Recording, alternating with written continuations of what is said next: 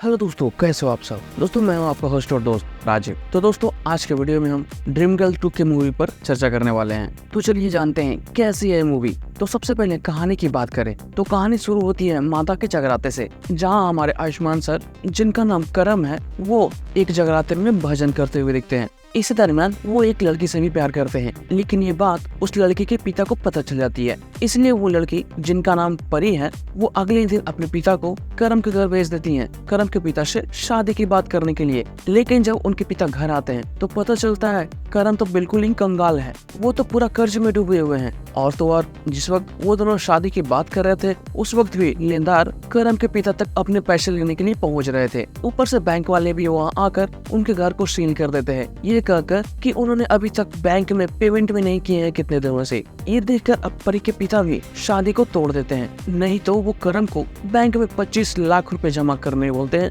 तभी वो अपनी बेटी का हाथ करम के हाथों में सौंपेंगे। ये सुनते ही करम को समझ नहीं आ रहा था वो अब इतने पैसे कहाँ से जमा करेगा, इसलिए वो परी के साथ भाग जाने का डिसाइड करता है। लेकिन भागते वक्त उन्हें रियलाइज होता है कि उन्हें भागना नहीं चाहिए, इसलिए वो अब एक क्लब में काम करना शुरू कर देते हैं, वो भी लड़की बनकर, ताकि वो जितना जल्दी हो सके पैसे इकट्ठा कर सके और बैंक में जमा कर सके। इस दरमियान हमें परेश रावल सर को भी दिखाया जाता है, जिनके घर में 3 बेटे और 1 बेटी थी, और उसी बेटे से करम का फ्रेंड स्माइली प्यार करता था। लेकिन ये बात परेश रावल सर को भी पता चल जाती है, इसलिए वो भी शर्त रखते हैं कि जब उनके बड़े बेटे की शादी होगी तभी वो अपनी बेटी का हाथ स्माइली के हाथों में देंगे, और अगर ऐसा नहीं हुआ तो वो अपनी बेटी की शादी अभी नहीं करेंगे। इसलिए अब स्माइली में उनके बड़े बेटे का शादी करवाने में लग जाता है, क्योंकि उनका बड़ा बेटा शाहरुख जो था वो डिप्रेशन में थे, इसलिए सबसे पहले उन्हें डिप्रेशन से बाहर निकालना जरूरी था। और इसी वजह से स्माइली अपने दोस्त करम के पास जाता है एक साइकाट्रिस्ट बनकर परेश रावल के घर जाने के लिए और शाहरुख को डिप्रेशन से निकालने के लिए। लेकिन इसी बीच शाहरुख के घर वाले करम को उर्फ पूजा को पसंद करने लगते हैं, जो वहाँ शाहरुख की साइकाट्रिस्ट बनकर आई थी, जिसके लिए वो स्माइली को 50 लाख तक का ऑफर करते हैं कि अगर ये शादी हो गई तो वो पूजा को 50 लाख रुपए देंगे। ये बातें सुनकर करम के पास कोई उपाय नहीं था, क्योंकि पैसे की उसे बहुत जरूरत थी, तो वो शादी के लिए भी राजी हो जाता है। लेकिन शादी के बाद कुछ ही दिनों में शाहरुख को पता चल जाता है कि पूजा कोई लड़की नहीं एक लड़का है, पर फिर भी वो घर वालों को नहीं बताता। इस दरमियान अब शाहरुख के पिता बच्चे पैदा करने के बारे में बोलने लगते हैं, लेकिन पूजा किसी तरह से बहाना करवाती है कि वो बच्चे पैदा नहीं कर सकती। तो ये बातें जानकर अब उनके पिताजी किसी साधु पंडित के यहाँ ले जाते हैं ये पता करने कि वो बच्चा कैसे पैदा कर सकती है। इसलिए अब इसी बात से परेशान होकर पूजा एक दिन जब गंगा नहाने जाती है तो वो वहीं डूब जाने का बहाना करती है और लोगों के सामने मर जाती है। लेकिन जब पुलिस उसकी खोजबीन करती है तो पता चलता है अभी भी पूजा जिंदा है।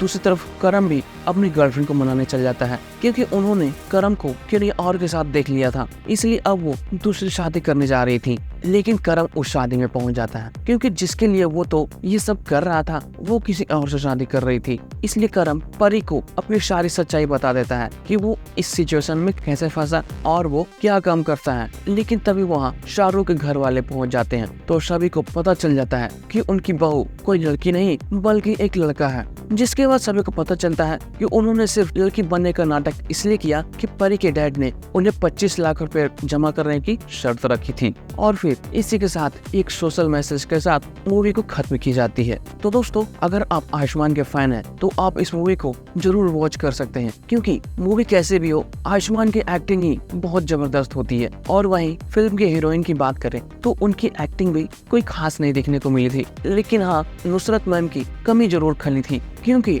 आयुष्मान सर की पहले वाली मूवी ड्रीम गर्ल से कंपेयर किया जाए तो उसके कंपैरिजन में ड्रीम गर्ल 2 एक एवरेज मूवी बनकर रह जाती है, जो कि पहले वाली ड्रीम गर्ल के सामने कोई खास नहीं थी। लेकिन फिर भी इस फिल्म में कॉमेडी के दो दिग्गज थे, इसलिए मूवी वर्थ वॉचिंग जरूर है। इसलिए अगर आप आयुष्मान के फैन हैं तो इस मूवी को नहीं नकार सकते, क्योंकि उन्होंने जो एक्टिंग की है इस मूवी में वो काबिल तारीफ है। तो दोस्तों अभी के लिए बस इतना ही। उम्मीद करता हूँ इन्फॉर्मेशन आपको अच्छी लगी होगी।